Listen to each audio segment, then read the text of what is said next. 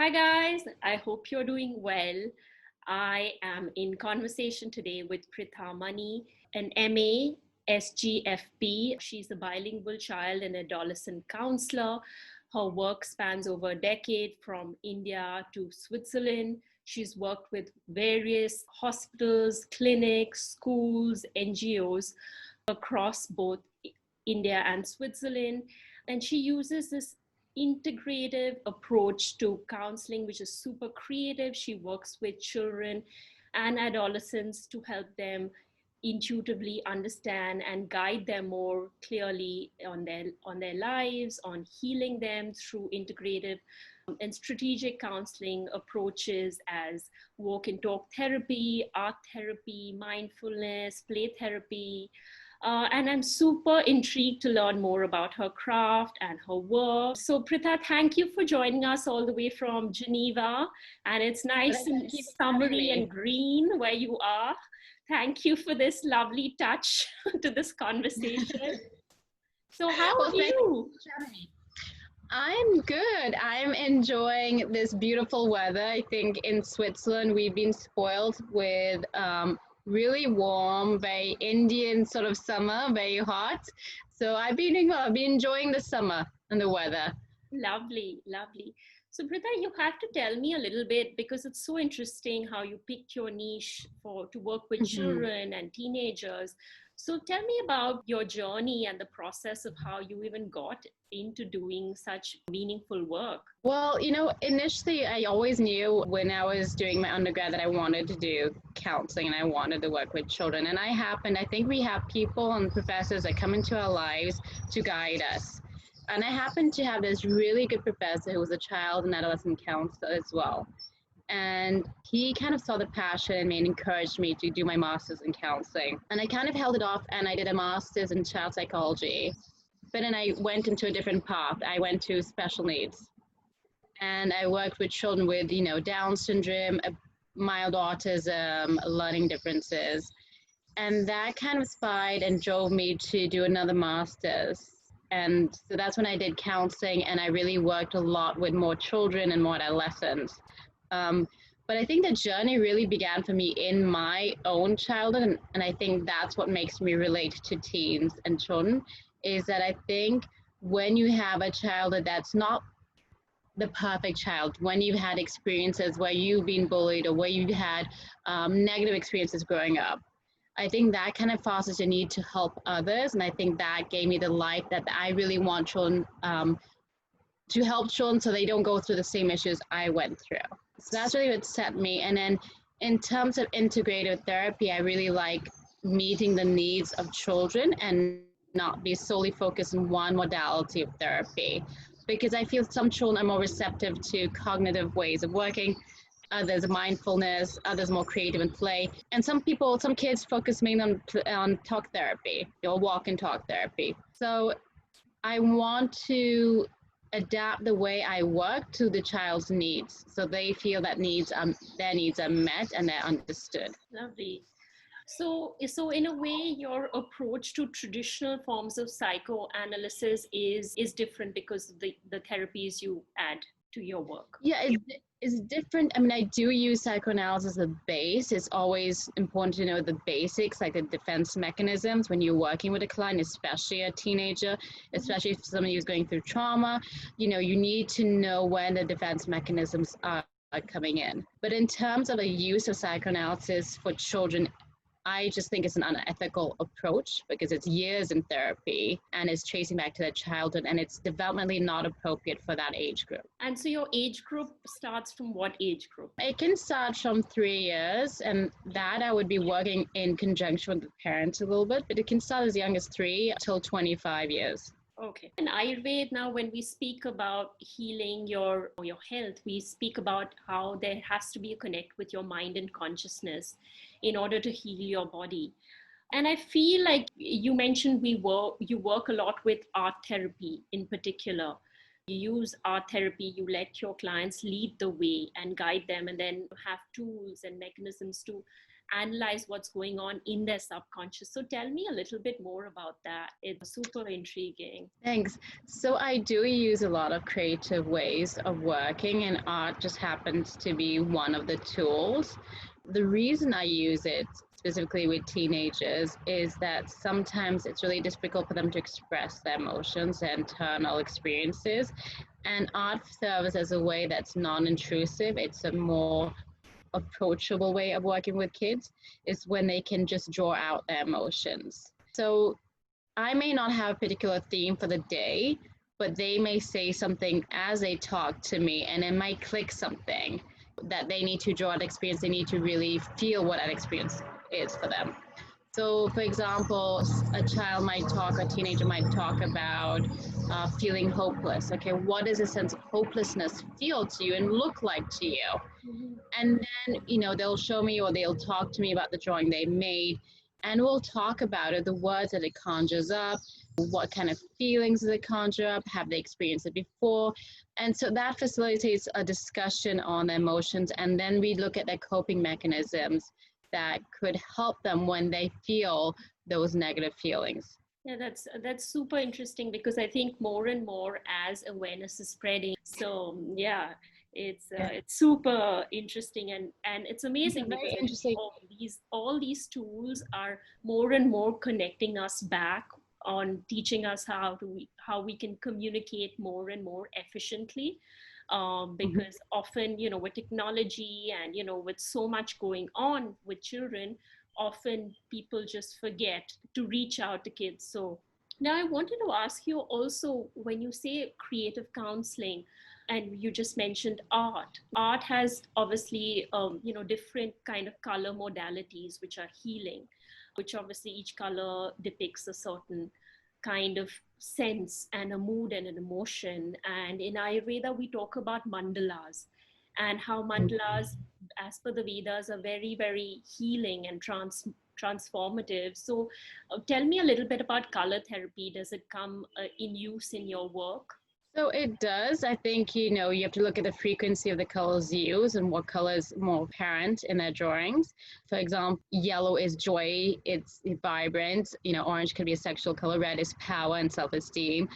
Pink might be open heart, purple is royalty, black suggests something sort of darkness, blue is peaceful, and green can be nature and grounding. So whichever color they choose kind of represents a state of mind. Now, having said this, it's really important not to make judgments and conclusions. It's really important to go through the drawing with the child and see what that color represents for them, because they might have another attribution to that color. So we walk through that, but in the back of my mind, I know what each color represents as well. And so that's what we work on. We also do mandalas as well. So yeah, so we use it. So for the kids, I usually print them out. With the older students, like the teenagers 12 to 25, they actually draw them out for themselves. But I think it's important to analyze which color appears more than others. Is there any color, or is there a lack of color in their drawings, and what that can represent for them? I know, because we have drawing books for even adults, right, which are like healing and therapeutic. There's just so much interesting alternative ways where you can heal yourself. So it's amazing, and I always get very excited and fascinated. Now, in my health coaching practice, I do come across a lot of teenagers who suffer from anxiety, and that anxiety could be not fitting into school. And it's simple, and kids these days don't realize, obviously, they can emerge as leaders, and they can stand out through this whole process, and affects them, their whole self-esteem, and leads to a lot of mental health concerns. So what would be your, say, one tip to parents if they're faced with this situation? How do you think, as a parent, one can handle things a little bit more better? Because often I think the disconnect happens when there's not enough communication, or the parent doesn't know how to communicate with the child, because they obviously are perhaps from a different generation, or they don't know how to kind of manage it. So they kind of just let things be sometimes, just because they don't want to interfere. And I think that's, when I have teenagers, I think the number one complaint is that they try and reach out to the parent, but the parent is not present. The parent is physically present, but they're not listening to what the teenager or child is saying. And I think that stems for the teenagers, that causes a lot of resentment, that causes a lot of frustration. And then that's a blockage, right? I've tried to talk to them. They've completely disconnected to what I'm saying, or they're not really attuning to what I'm saying. I think parents need to know there's a normal stage of development with all kids during the middle school years, I would say to 13 or 12 to about 14, 15, that kids just want to be merged in and fit in with everybody else. Around 17, they're still trying to find an identity. So around 17, 18, when they have a sense of who they are, they might have not gotten a full identity, but they have a sense of who they are. They may emerge as leader. They may do their own thing, individualize a little bit. So parents need to know the proper stages of development. Parents also need to be attuned and listen to what the child's saying and don't pass judgment or advice. I think parents are very quick to put the fire out, right? And say, okay, everything will be okay. And I think that's the most dreaded phase that for me and for a lot of teens, is everything is okay, because you can't predict that in life. And that's what I tell teens. I can't predict anything will be okay, but I can help you. So I think parents really need to listen without judgment, without jumping in, offering solutions, and then ask the teenager or child what they can do, what would help them in the best way possible. So that's how parents, and really for parents to really model how they can express their emotions in a healthy way as well. I think that's really important, how they handle stress and anxiety. Mm-hmm. So what I even would, for my teen clients, what I have parents do is talk about a stressful time and how they handled it. If they handle it poorly, what they could do next time to handle it better. What calms them when they're feeling anxious. Talk about how the body, so I relate back to the body as well, what the body experiencing as well when you're anxious. So making them aware of that. I think my big tip for parents is listen. Fully listen to what a child's saying and be present. Currently, in this global pause, where of course a lot of parents are spending a lot of time with their children, there can lead to certain moments of frustration, not knowing how to handle parenting in particular, and knowing how to counsel the child, because of course even the child is used to the environment of schooling, right? So in these times of homeschooling, what would be your one tip to a parent, again, because you're trying to reach this new state of normalcy, but of course you're bound to feel different, for both the parent and child, feel these different levels of emotions where you feel like you're maybe failing at being a good parent, and of course the children can't really express themselves, and they also miss their environment, but they feel also sometimes alienated from their peer group, from their teachers. So one tip would be really helpful, because I think every parent is undergoing this.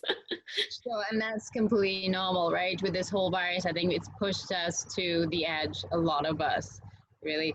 And especially for parents who've had to have different roles in terms of disciplinarian parent, teacher, nutritionist, like all the roles wrapped into one. And they've had it for extended periods of time. If you look at what, across the world where schools are still closed till now. One thing I would tell parents is really important to take care of your mental health. So, whether it's mindfulness, whether it's taking half an hour a day for yourself or an hour a day where you do something that would calm you. For example, going for a walk, drinking tea and just reading a book, doing some yoga, doing a sport, just to fulfill your needs. So it's really important that you take care of your emotional needs. You will assess where you are emotionally before you work with your kids, before you interact with your kids. If you feel like in the process you feel a bit agitated, a bit stressed out, then that's probably not a good time to interact with your child, because that's going to be projected onto your child or your teenager. Yeah. So my biggest tip is to take care of your mental health and to access the resources you have. So who do you have to reach out to? Do you have friends you can reach out to? Do you speak to a therapist? Do you seek spiritual guidance? So who are your support systems, and really hone in on them at this time. Okay. Yeah, thank you so much for that. I think this is very, very useful.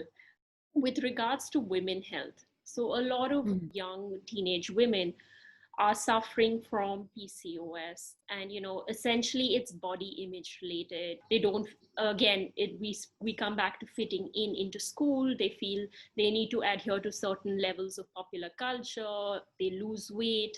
As a result, it affects their hormones, their health. They may skip a period cycle, and essentially they don't feel they relate. They may have develop eating disorders. So what in a situation like this as well, of course it's stifling for a health practitioner, an educator, teacher, of course for the parent, and for the child or the teenagers undergoing this. So in such a situation, what would your advice be? Well, I think it stems from all this stems from a low self-esteem. It stems from a lot of anxiety, Yeah. and a lot of anger that's been internalized, right? And I think it's really important to work with young kids and tell them what's a realistic image and what's unrealistic and what is healthy living. Yeah. Yeah. So really explaining what healthy living means, and what's that concept of healthy living. What I do with some teenagers and some young kids is I show a photo that's been photoshopped and a photo that's not been photoshopped, and they analyze the differences. Yeah. And then we talk about how these people feel about their bodies. How would they feel about their bodies? How would they feel connected to their bodies?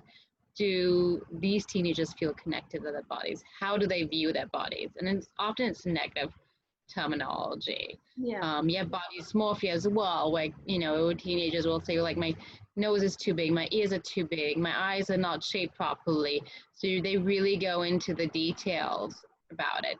But it stems from a lot of self-esteem issues, and for me, that requires a lot of therapy for them to practice self-love, of valuing parts of themselves. What I have teenagers do and children do is that they draw a picture of themselves, and it can be a real picture, it could be an abstract picture, Yeah. but it represents themselves. And after they've done that, I say, okay, write as many as you can, write any positive words associated with you.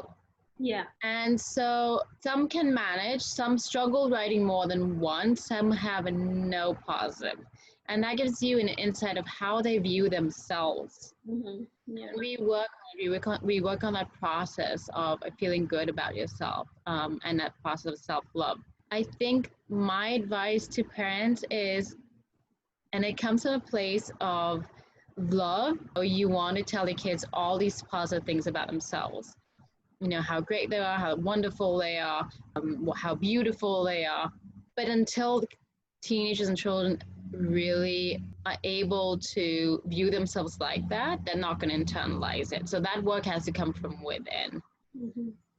I also think you brought up social media, you brought up movies and stuff, culture.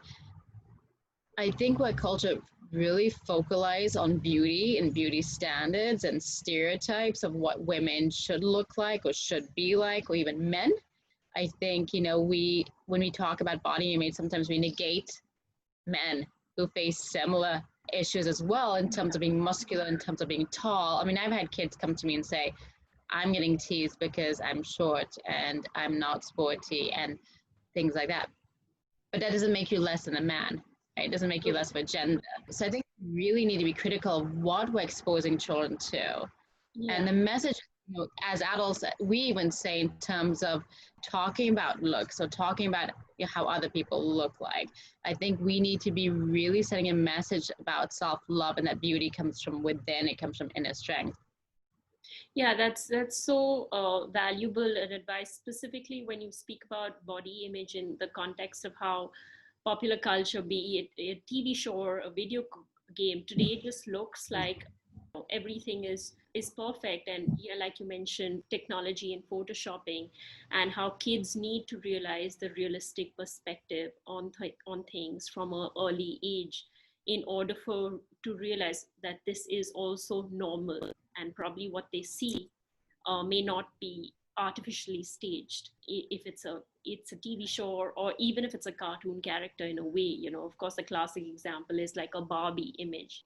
Yes. Back in the day, which existed, which still, they have changed a little bit over the years, but they haven't managed to. It's still something, and you can start it. early. I think it's really important for kids to know that their body is their own and to value their body. And we practice it on ourselves first because Yeah. kids are very good at modeling what they see. So if you have a parent struggling with their weight and being very negative, children are going to pick it up and say, okay, my value is my looks, right? And so with kids, I also show them a picture of Barbie, and we kind of joke about it because it actually has specifics about the body organs if it was a real person. And I think one of it was, if Barbie was real, she could only keep half of a liver inside, or she, her body's so disproportionate, she would have to walk on all fours. And so that things like, she couldn't walk on her feet because her body would not carry her.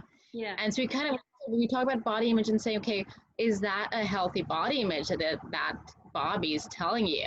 Yeah. Or is it, disproportionate? Is it something that is unhealthy and is driving kids to have unhealthy coping mechanisms, unhealthy views about their body?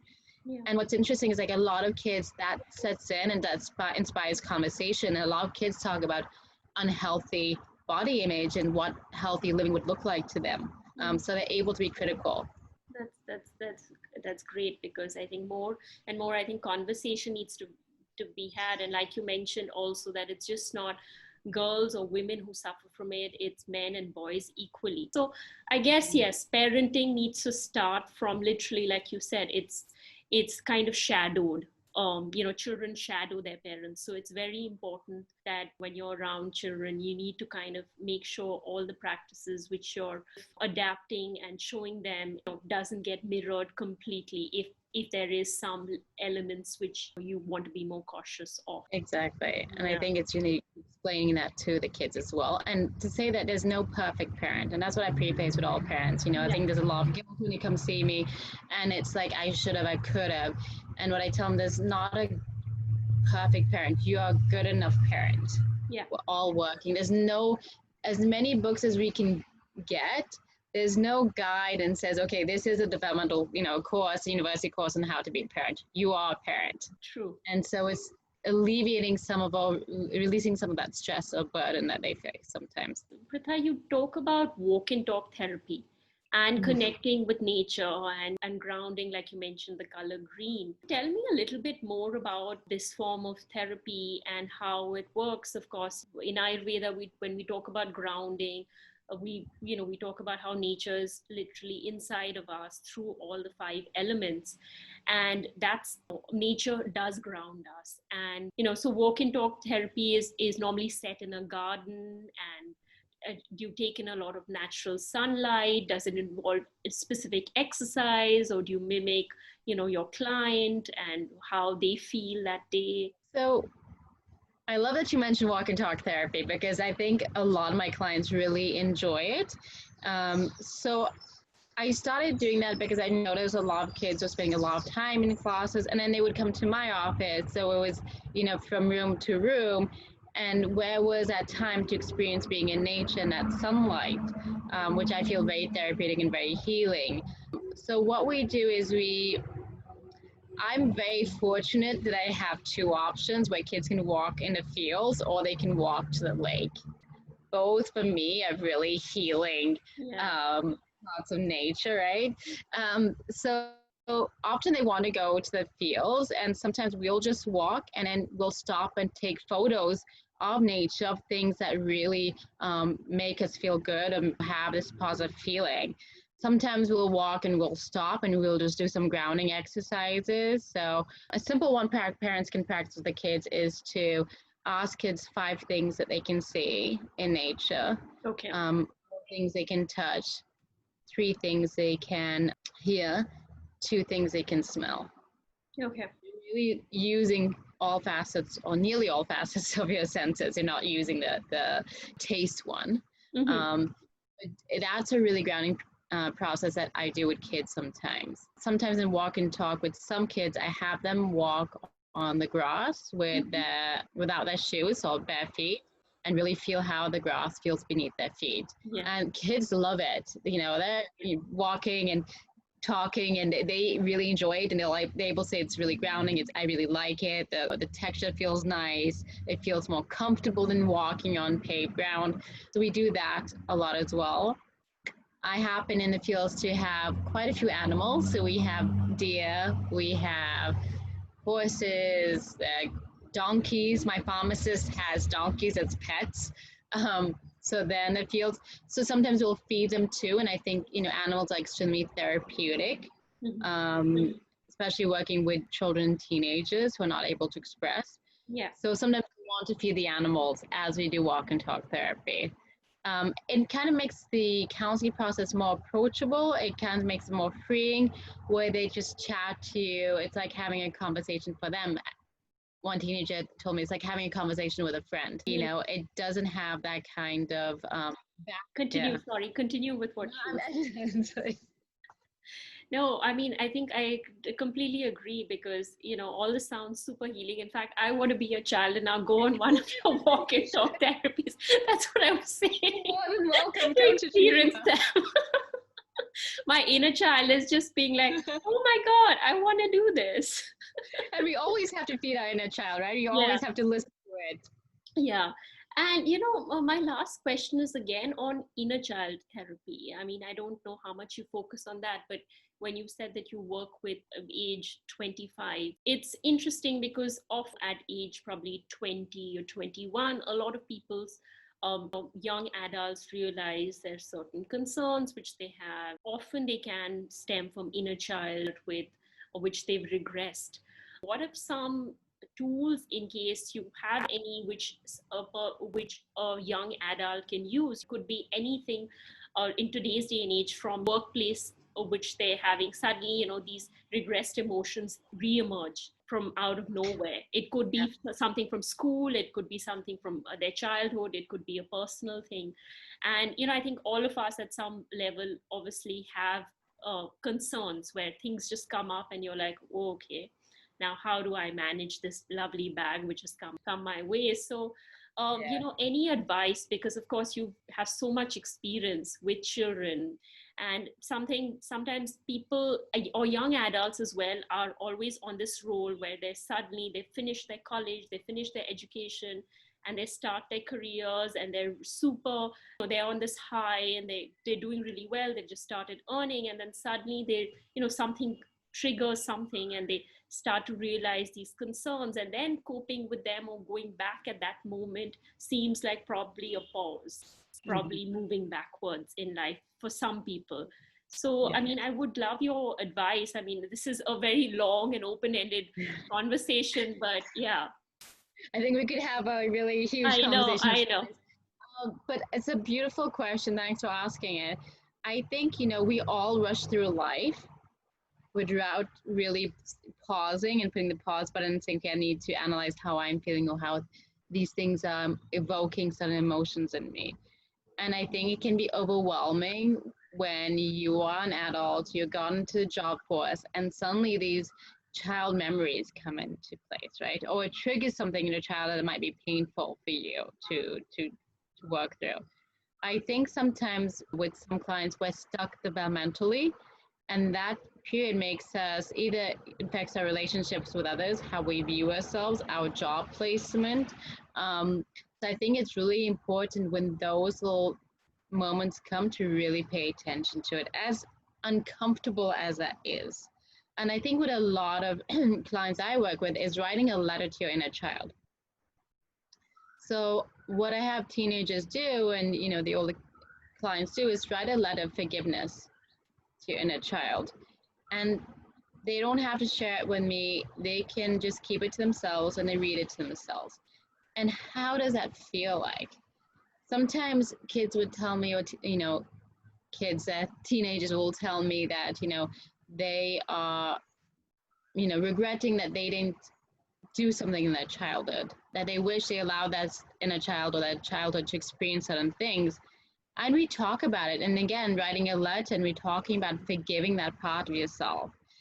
I think forgiveness and, acknowledging a child is so important to move out to these periods where you feel stuck. Mm-hmm. And I let you grow, let you become the person you're supposed to become. Yeah. So I think it's really acknowledging that inner child.